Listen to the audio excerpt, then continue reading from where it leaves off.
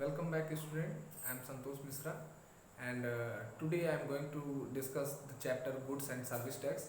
This is the 10th chapter of your textbook. So, basically, there are two types of tax. First is direct tax, and second is indirect tax. So, sir, what is direct tax? Direct tax is a tax which burden cannot be shifted, and indirect tax is a tax which burden can be shifted to any other person. Suppose that there are indirect tax, income tax and wealth tax are included in direct tax, and in indirect tax there are so many taxes such as excise duty, service tax and central sale tax. These taxes are levied by the central government, and value added tax, entry tax, entertainment tax, lottery tax and luxury tax. These taxes are levied by the state or local authority. So government think that there is a principle one nation one tax, and on the basis of this principle government merge all these tax into a combined tax called as goods and service tax. In March 2017, 23rd March 2017, a act was passed in parliament, and that act is in regarding goods and service tax, and this act was implemented from 1st July 2017. So this is the history of goods and service tax. There are some GST rates.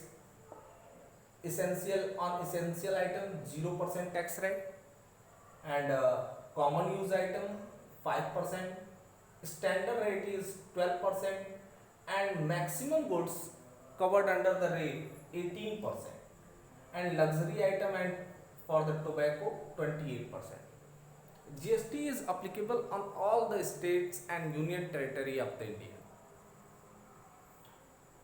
There are some types of goods and service tax. Basically, sales are two types. First, interstate sale, and second is intra-state sale. Suppose that a businessman of Delhi sold some goods to the party which belongs to UP, then it is called interstate sale and interstate transaction. And suppose a businessman of UP transact some transaction with the party which is already situated in UP, then it is called intrastate transaction. So on intrastate transaction, CGST and SGST will levy, and in interstate transaction IGST will be charged. So the full form of CGST is Central Goods and Service Tax, and the full form of SGST is State Goods and Service Tax, Union Territory Goods and Service Tax. The another name of SGST is. So these are the basic information. Now and discuss first. I will discuss the intrastate transaction, and after this I will discuss the interstate transaction. So look,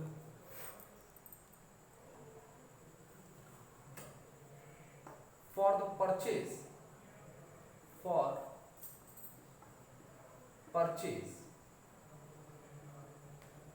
the interval purchase account debit purchase account debit, input CGST account debit, input SGST account debit to bank account or creditor account. If it is a cash transaction, then bank account should be credited, and if it is on credit transaction, then creditor's name will be mentioned. And for sale,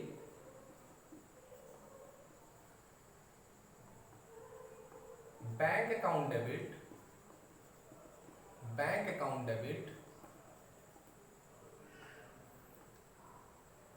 if sale is on credit basis, then debtor account debit to sales account, to output CGST account, to output SGST account, being goods sold. And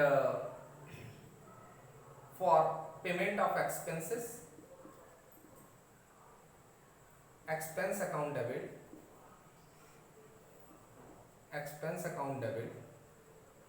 to bank, expense account debit, CGST account debit, SGST account debit to bank, being expenses paid. All entry is related to the intrastate transaction. Suppose if businessman return some goods to the supplier, then creditor account debit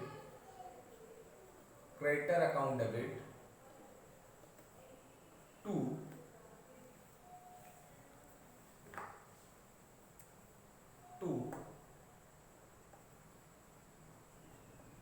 input to purchase return account, to purchase return account, to input CGST account, to input SGST account. Input SGST or CGST is asset for the businessman, because after when businessman sold the goods, he gained the input tax credit. Output sell CGST and SGST is liability for the business, and this is input is asset for the business. It is not a cost for the business. It is liability. And we know the rule: if liability increase, it should be credited, and if asset is increased, it should be debited. Being purchase return, being goods return. For sales return, this is for the purchase return. Purchase return. And for sales return,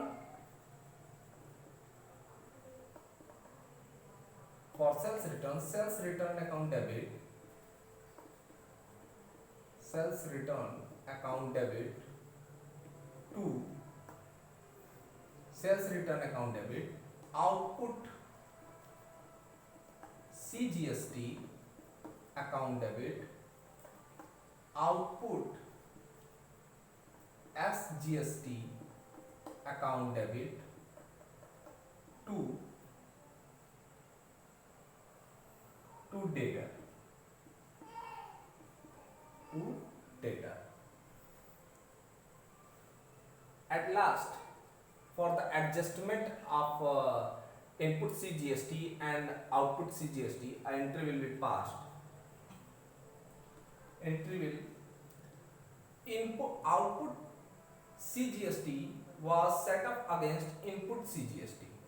Then for setting off, entry for setting off. Then output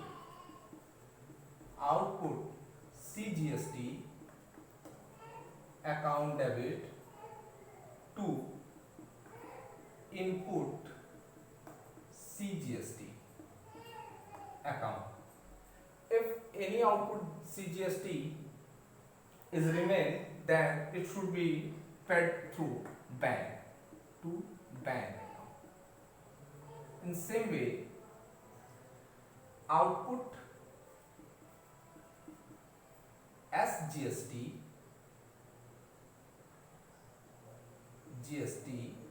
account debit to input as GST account, and if there is any balance of output as GST, then to bank.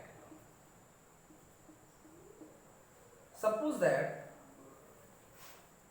we have amount of output CGST 12,000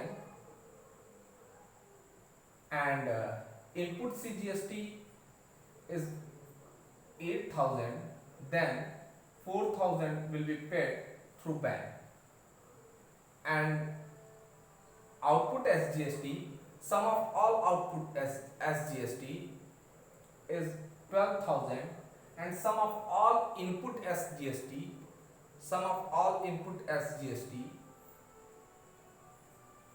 was 9,000, then 3,000 will be paid through bank. This is all about intra-state transaction.